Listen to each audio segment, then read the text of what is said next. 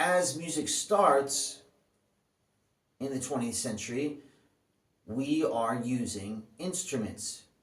We're practicing instruments, we're practicing our skill, etc., on all instruments. And recording technology hasn't come around yet, so everything is live, and we just have our memory of those live concerts that fuel new projects, new ideas. And this goes on until the recording industry gives birth to technologies that allow us to document live shows, then document live performances in a studio.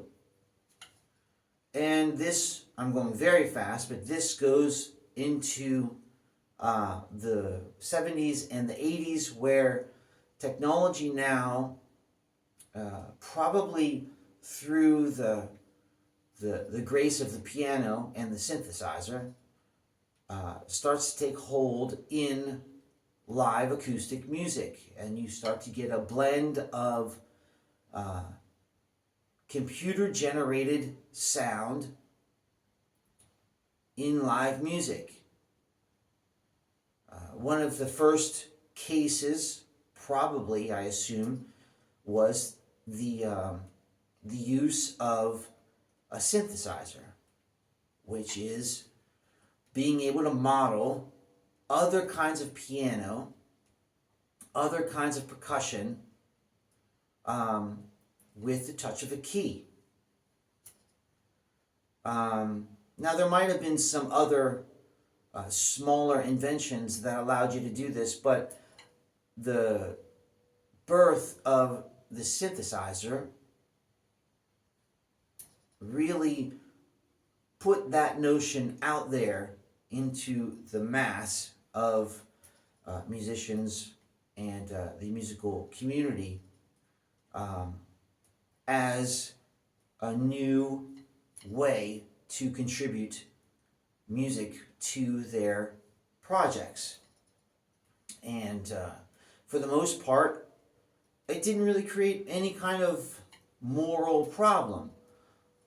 You still had to play the parts.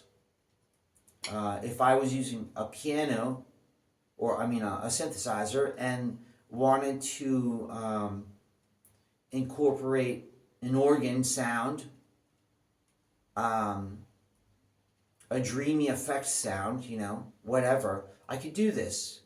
The sound was there, but I still had to play the parts. So the musicianship was still activated, was still used, still needed to be in that part. I still needed to play it in time.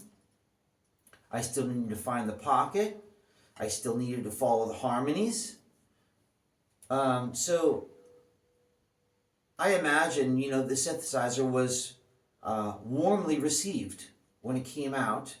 Now, there was probably, I actually recall debates about, how it wasn't really a legitimate way to present the music, but that quickly dissolved into the abyss of that kind of debate, because in the end you still had to perform the parts, and that always defeated any kind of conversation you could ignite by using a synthesizer. Now, in the 80s, there came technology that allowed you to press a button instead of a key on a piano. And companies, Alesis, Boss, Tascam, notably Yamaha, came out with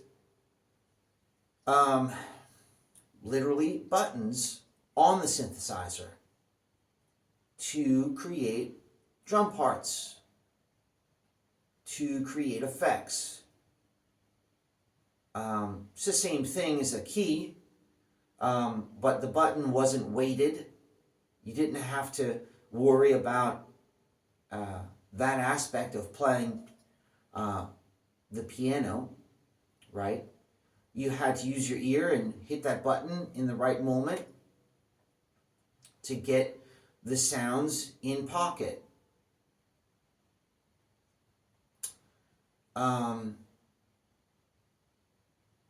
Shortly after, I don't know all the dates, but you were then able to loop these sounds. I have one here. I don't know. It's in another room. One of those, that classic looper from, I guess it's Boss. Black, two pedals, black, and kind of a Bordeaux red a little bit. And it was a looper station. And this gave wave to musicians being able to play with themselves and contribute loops inside an acoustic performance that they then played on top of, as well did all the other musicians, right? And Bill Frisell uses this a lot. And there are a lot of other musicians that have contributed music with looper stations and with effects done in this manner. And again, the conversation dissolves itself rather quickly because you still have to perform that loop.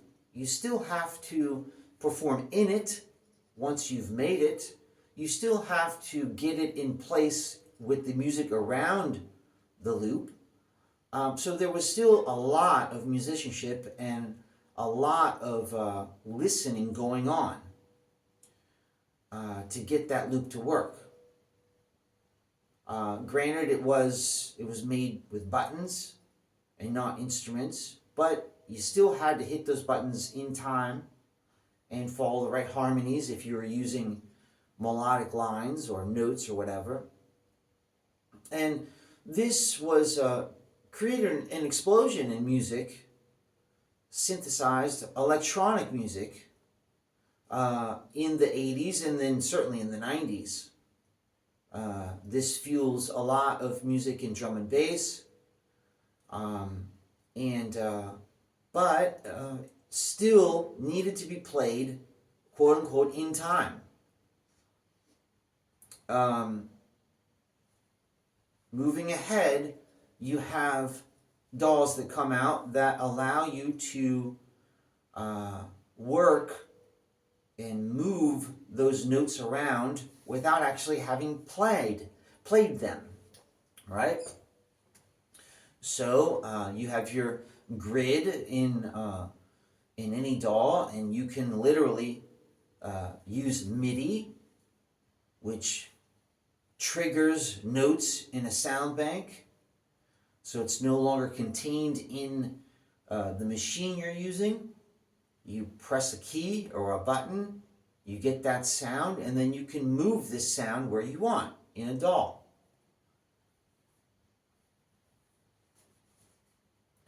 That starts to be a moment where you don't have to actually perform the note.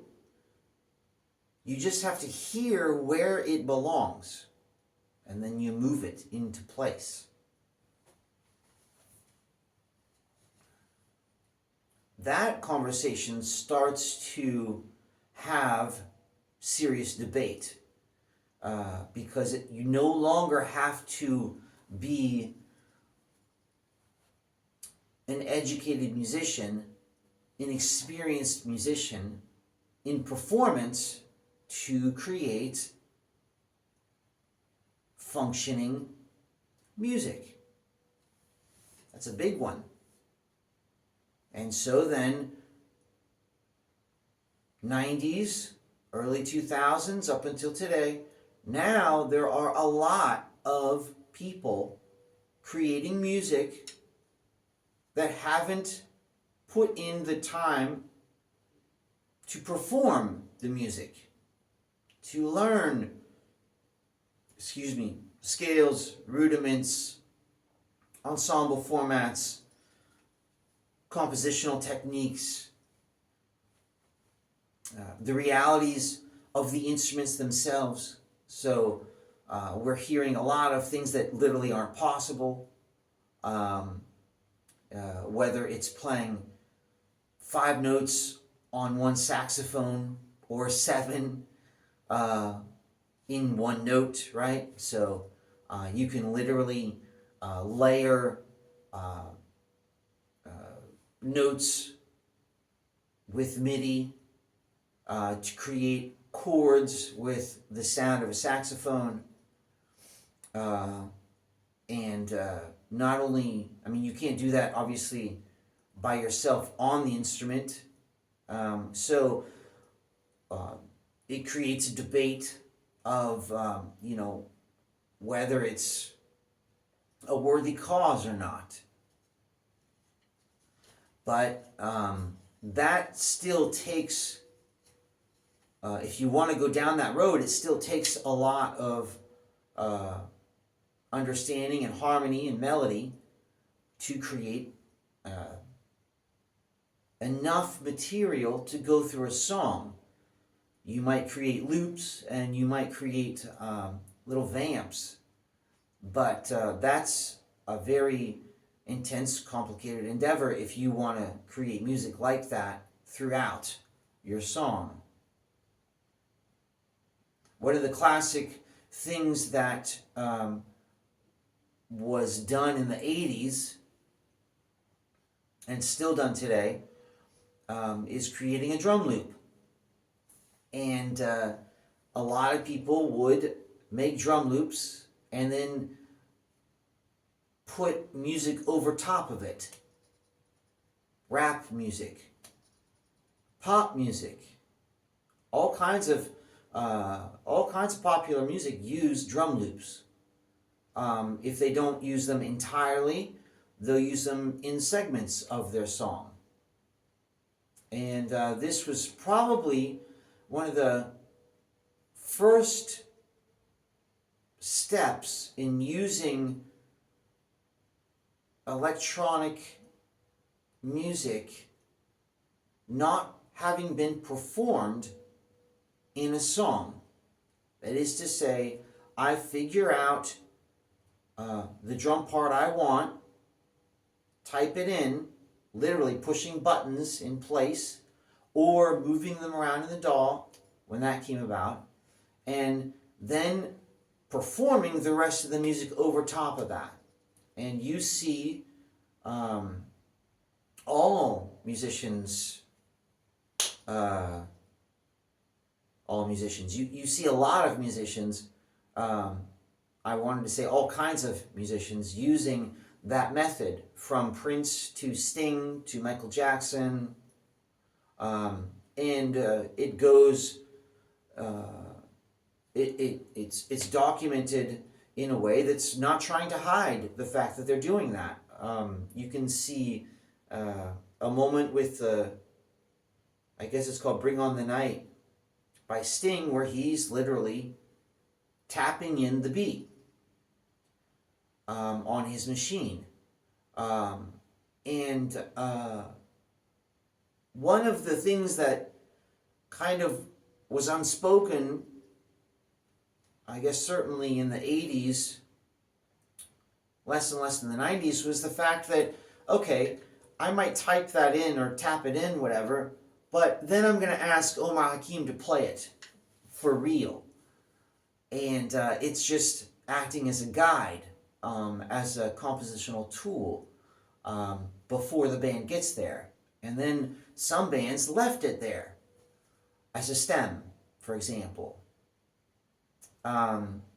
This also allowed musicians to create stems of vocal tracks where the singers are literally not on the stage. Sting did this. I remember one time, it looked like he was playing in the Colosseum in Italy, but it was of that kind of architecture in the background, and this was in the 90s, and Vinny was there, the whole band, and they're playing, and they come to a moment where you suddenly hear a vocal track, and Sting didn't try and hide it. He's playing his bass, and he turns around, and with a smile on his face, as if to say, "Where are those singers?" And they just suddenly appear on stage. The sound comes out of the PA system, and as a stem, or as a triggered moment. Maybe Vinny did that. I don't know who did it, but it happens, and it's not something that they tried to hide. They didn't use it very much, but it was used. And with technology, you start to get, in the drum department, you start to get triggers, pads. They had already been there, but musicians and drummers especially start to understand that they can trigger those things. They don't have to have an electronic kit there like they did completely in the 80s, but they can have one pad or two pads or just a trigger pad. Technology then produces these trigger pads, and they're little boxes of rubber that are assigned certain notes or certain vamps or certain effects, and while you're playing, you hit them, and they create this sound that you've already programmed, you've worked on ahead of time, to be played in the performance. The performers are not there doing it, it's just triggered. Okay, not really a big deal, because triggers, they still had to be performed. Sometimes it was just an effect, so there's not really a performance there. But for the most part, up until 2000, musicians were very cautious of how much they used that technology, because a musician likes to play the instrument. The instrument itself is a beautiful art, and you learn a lot from playing it. So at some point, I gather the musicians felt like this was just like a game, which reminds me, incidentally, of a moment where Wynton Marsalis was saying to his children, are you playing with music or are you playing music? Because they were into, when they were younger, into, making loops and vamps and playing with music, which is a very cool thing to do. It's a very cool thing. But it's not playing music.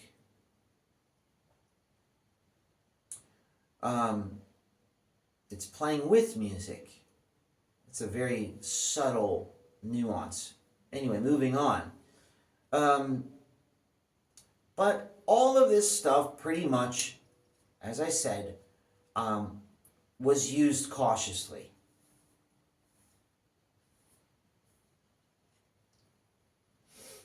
Something else happens in the industry, where that you as a musician will buy music performed by other people. You will buy songs, you will buy performances, you will commission a bass player, a piano player to perform a part and then use that part in your song.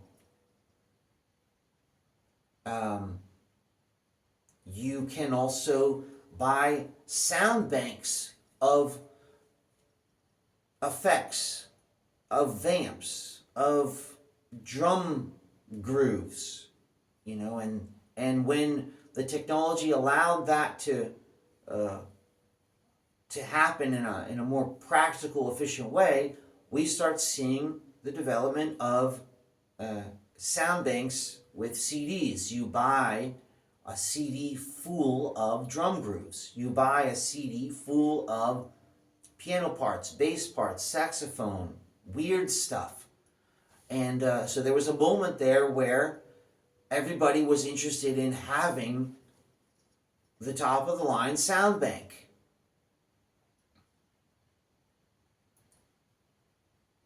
To use in their music, and still cautiously used. And again, as I said, there was always this thing like I'm playing with music instead of playing music, and I've done a little bit, explored that a little bit, and you get to a point where you go, yeah, this is great, but I want to get back to shedding my instrument. I want to get back to reality here, and playing my instrument and learning what that's all about. There have been, though, nonetheless, people that have pursued digitally created music regardless, and have used the DAW to manipulate the sounds in a way that are apparently, very clearly, not performed by a person, but cut and pasted together, creating phenomenal sounding music.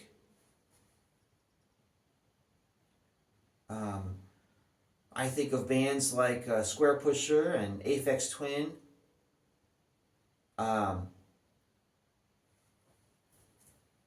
Among many others, that it's very clear they spent a lot of time in that DAW and moved stuff around, not having performed it, but moved it around and created what they wanted to hear in their inner ear. And so you get out of the 80s,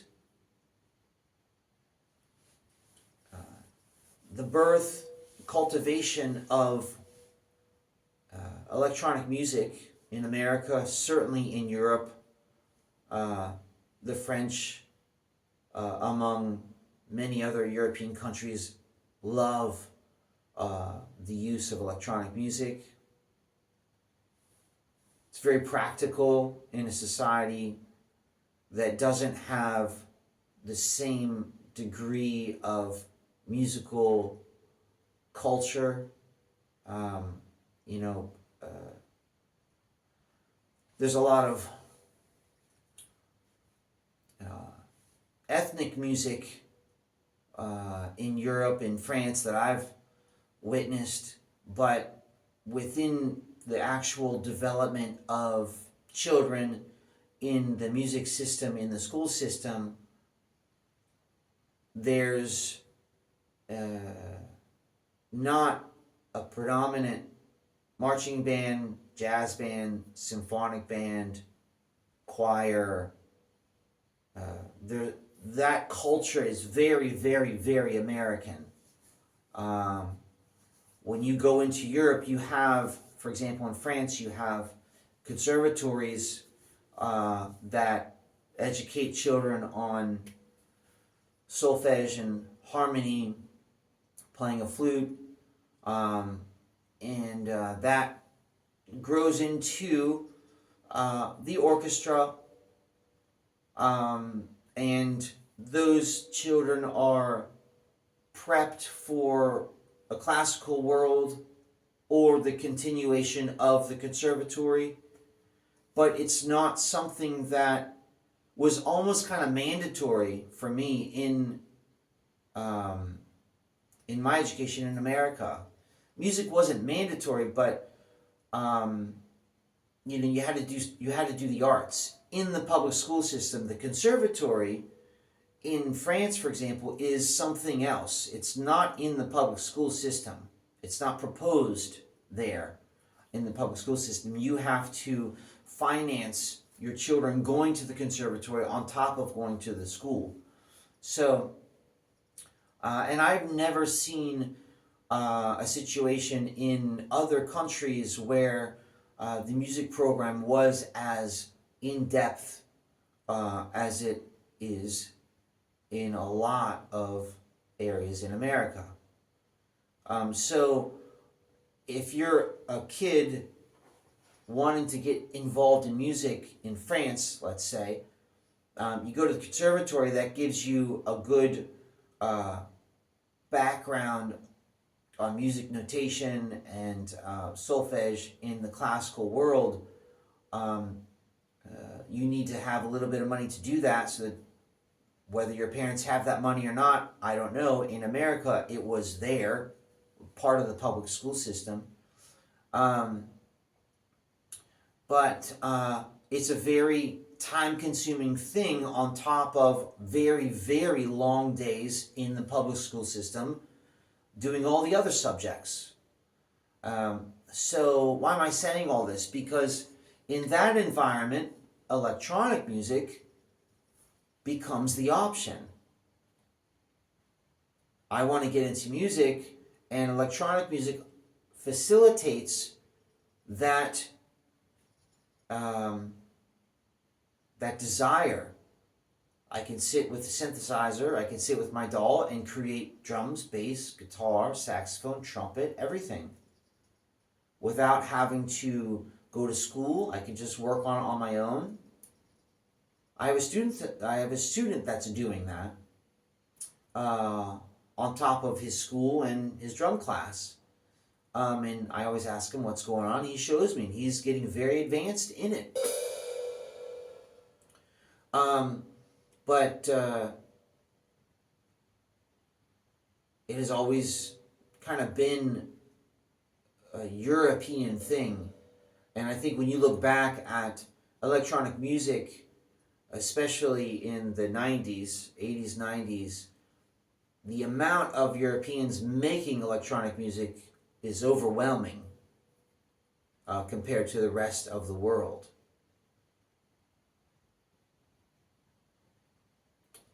And these musicians might be inclined to buy parts from other musicians or buy sound banks. So all of that stuff is not unheard of. You see now, it's been about maybe, I don't know, maybe 10 years. I could be wrong on that, but it feels like 10 years where you have a style called synthwave. Synthwave, dreamwave, retrowave, where it's very electronic, and some of it is very cool. I've used it with my lessons. Some of it is very cool.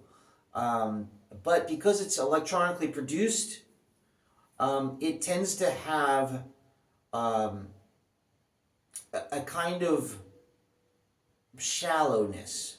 The first impression is very cool, but after a while, it tends to miss that bottom end. It tends to miss that high end. It tends to miss the depth of an acoustic instrument. So it immediately pulls itself out of certain categories of life. Nonetheless, it's still cool.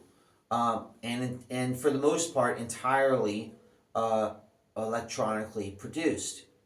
To the point where instruments are almost disregarded, just looking for sounds. So you don't necessarily need a bass part. You just need those frequencies in your song. Check it out, called Synthwave. There's many different versions. There's a version that's nostalgic of the past, and it'll use commercials, maybe that you've heard of, kind of like mashups. Some of it is, most of it is medium tempo, or up. But there's a lot of like cruising tempos in synthwave. And, coincidentally, using imagery that's very much associated to the video game, playing with music kind of thing. On on top of that, it's usually centered around themes of purple, neon purples and greens and pinks. There's a movie called Real Player One that kind of captured that vibe. Now we know that vibe already in Tron, right? Anyway. But AI now comes out and musicians are experimenting with ways of using AI. And they're making entire songs with AI. You can go onto an AI app and say, create me a song like Hold the Line from Toto, and it will do it. And if you pay for the subscription, it will do it start to end. And then that's your song. And then you sell that song. Or you get a band to play that song. You can literally make an entire album without ever even walking into the studio. Just with a laptop, make me a song, make me an entire album like Prince, Purple Rain, right? Mix it, master it, everything. Imagery, everything. It's amazing. Everything, right? You don't even have to have any musical skill. If you can imagine that, that's where it's at now. Let's just be real. Again, you don't have to have any musical skill. You can be a businessman. Pure and simple. That's it. Make me an album like Thriller. All the #1 albums out there, start to end. And if you, depending on your subscription, you can get all of that material mixed, mastered, and that's it. And put it out there. In my previous post, I was saying how this is going to be dangerous on the radio. And it's going to be dangerous, in the media because restaurants, venues are going to opt into buying that music that costs considerably less than buying music that was made by a group of musicians that have spent their lives playing and performing and practicing that music and all that other stuff, right? So royalties will be less. So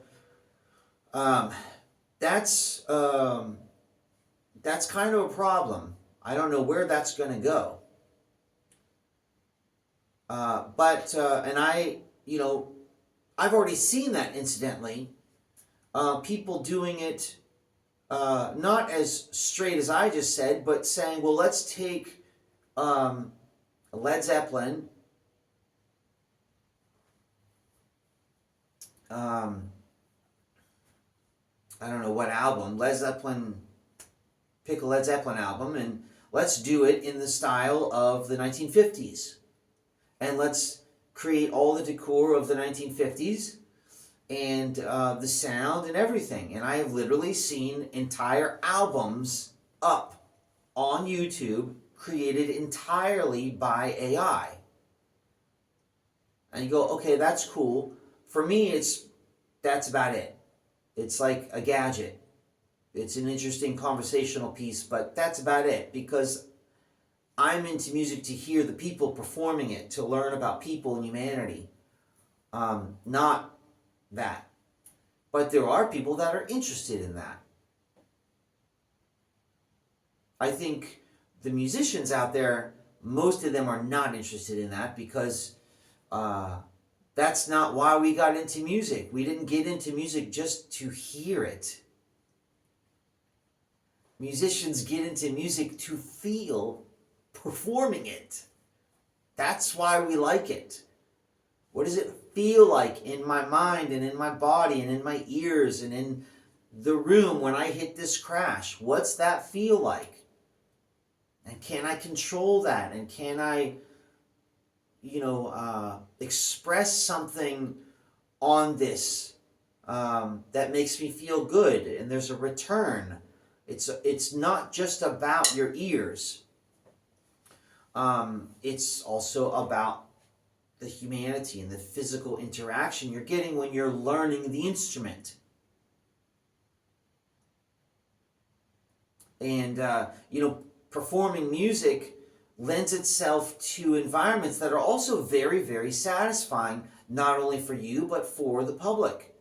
If you're performing music, then you take that band to a venue and you perform it in front of people, and they're there and they see you, you see them, and there's an interaction.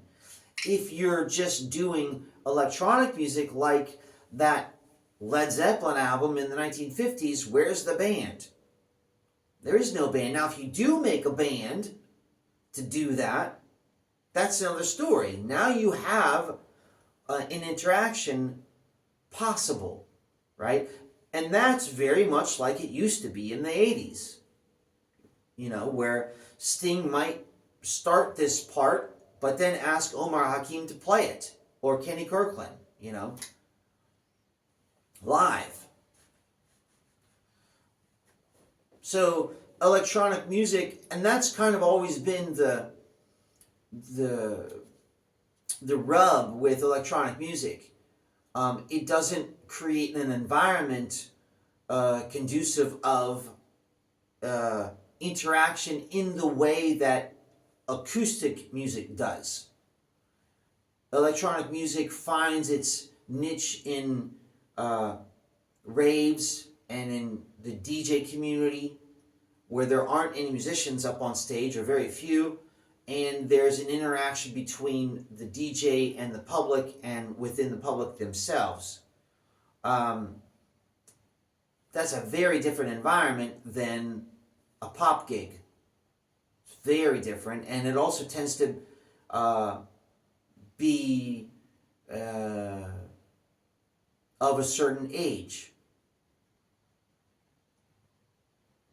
and a certain style, without getting too much in the details.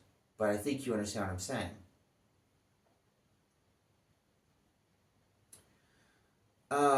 So where's this going? Where am I going with this? Well, I think it's apparent that that full-on Thriller album copy of won't really fly too much, because the interaction's not there with the band. It's just the album, and so people might enjoy hearing that album through their phone or whatever, and it'll just kind of be like a gimmick of, but there won't be any way to experience that album live with musicians. Until that happens, it's kind of dead in the water, quote unquote. It'll constantly have an uphill battle to sell. Now, there might be some one-hit wonders kind of thing in that domain, but not having a band that's performing it seriously interferes with its progress. Typically, bands make an album and then tour and share it. Can't really do that with those kinds of albums. There's no band. However, the way the world's going, you can enjoy music without the band a lot, and we are experiencing that. Music being streamed where there's no way to, nor is there any interest to know if it's a live band or not. Electronic music.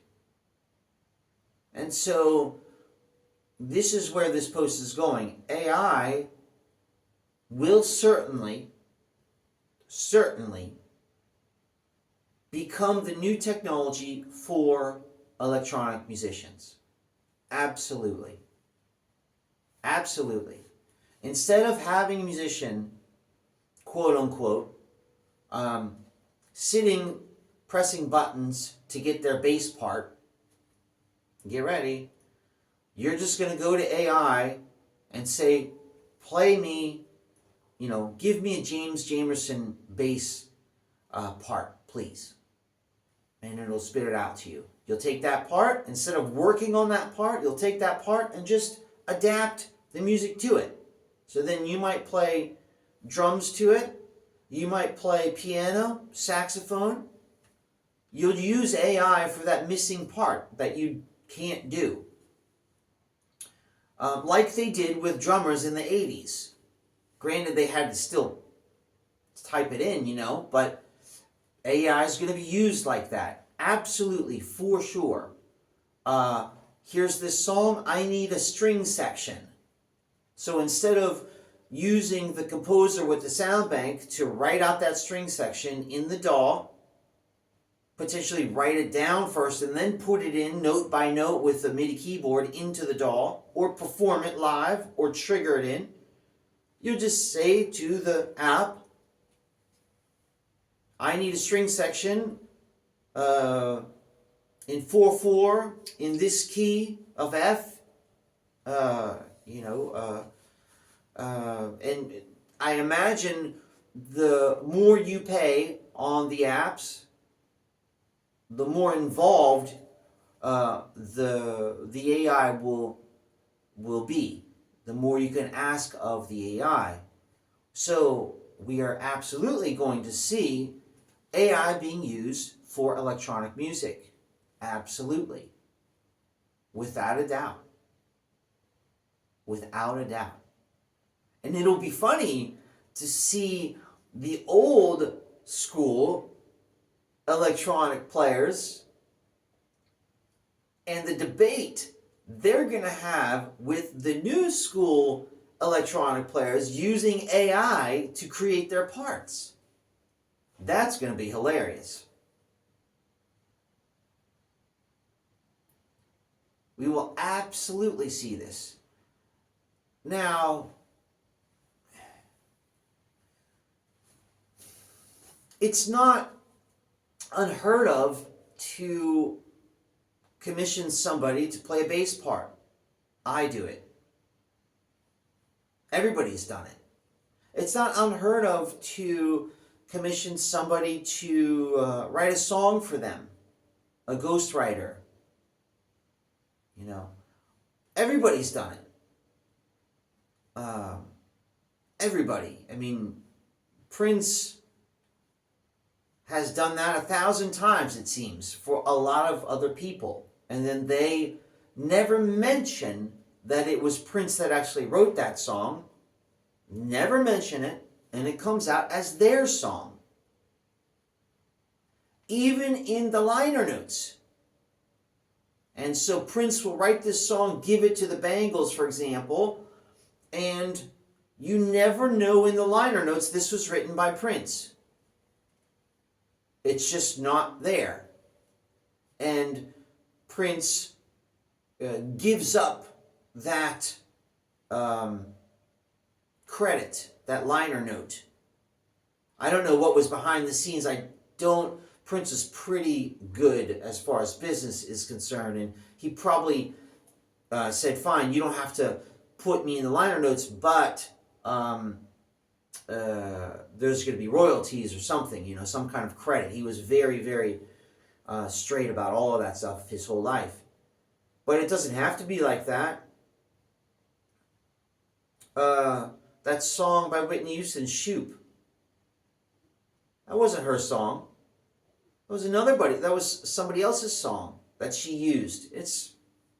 And if it was in the liner notes, she never came out and said that this wasn't my song. It is her song. To an extent, because, she interpreted what was originally shown to her. So that version is hers. And this is the nature of being in the music business. I Will Always Love You. That song didn't come out And moments later, she said, wait, everybody, this isn't my song. This is Dolly Parton's song. She didn't do that. Right? And that's not a big deal. Okay, cool, That's behind the scenes. Dolly Parton was totally happy with that arrangement. So to use, whether it's a musician or AI for a part or a song, we've certainly done that already in the 80s, even from an electronic device. So that's not unheard of. Putting it in the machine and then asking the band to play it. So I can ask AI to write me a killer guitar loop and then go ask my buddy to play that loop, right? That's not unheard of. But now AI is going to be doing it. So now I don't have to struggle to get that in there. It's a different kind of struggle. The interaction with AI is going to be the struggle. So that's not really a big deal, though. We've always done that. And once you put effects on the AI music, if you don't get another friend to do it and you just use it straight as it came out of AI, once you put effects on it and you manipulate it with filters and just moving it around in your DAW, there's a good chance you won't know if it was made with AI or not. It's very, very of a high quality. So is all this bad? It's certainly been around. AI is it's just going to replace, in that conversation, it's just going to replace my beat machine. It's going to replace my synthesizer. It's going to replace my loop machine. I'm just, instead of having to type it in, I'm going to ask it to do it for me. And so this kind of gets to, I think, undeniably, the moment where some musicians, at least, are going to say, what are we doing? Like that Seinfeld episode where George is looking at Jerry, and Jerry has his hands, up in his hair, and he just puts his hands down and says, what are we doing?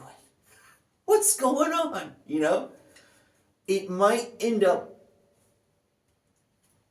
like that for some of the new school musicians, where they're spending so much time with this AI thing where they don't even know what it's like to hit a bass drum, to play a note, to work on playing pocket. They won't even know what it's like.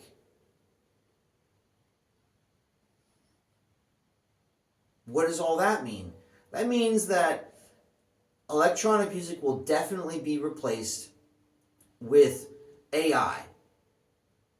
Whether it's straight up start to finish or halfway or whatever. AI is going to replace these machines for a lot of people. They cost a ton of money. For, I don't know, whatever subscription you buy, you can get all of that stuff.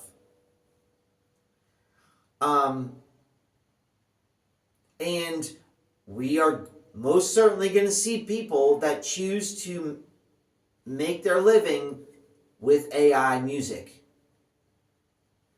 instead of actually being a real musician. So I imagine very easily a music critic coming out saying, you know what?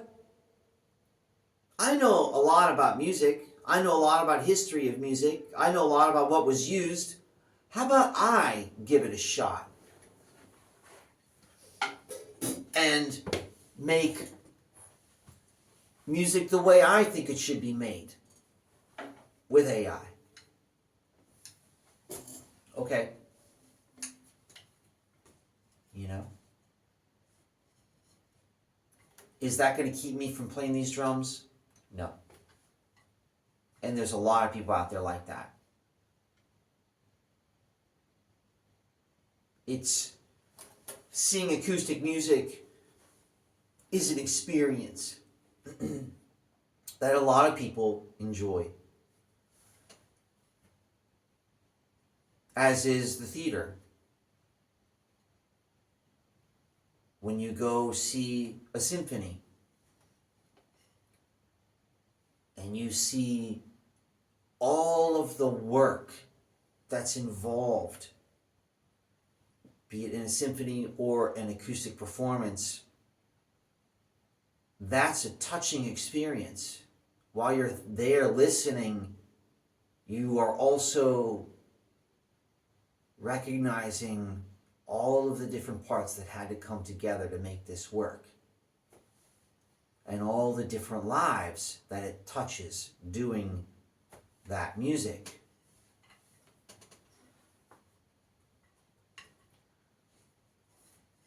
That was a very interesting one.